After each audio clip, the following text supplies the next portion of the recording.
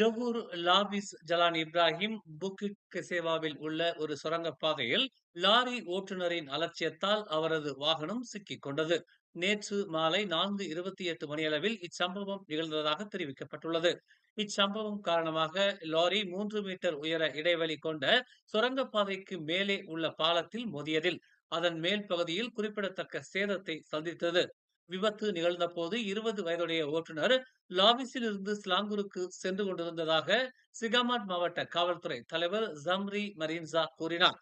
சுரங்கப்பாதையின் உயர கட்டுப்பாட்டை ஓட்டுநர் கவனிக்க தவறியதால் லாரியின் மேல் பகுதி உள்ளே சிக்கிக் கொண்டதாக கூறப்படுகிறது. மேலும் செய்திகளை தெரிந்து கொள்ள தமிழ் மலர் நாளிதழை பாருங்கள். உடனுக்குடன் செய்திகளை தெரிந்து கொள்ள தமிழ் மலர் இணையதளம், தமிழ் மலர் செயலி மற்றும் மலர் டிவி யூடியூப் சேனலை வலம் வாருங்கள். எங்களோடு இணைந்திருக்க மலர் டிவியை பதிவு செய்து கொள்ளுங்கள். உறவுகள் மகிழ்ந்திட விருப்பம் மற்றும் பகிர்வு சேவையை சொடுக்கிடுங்கள்.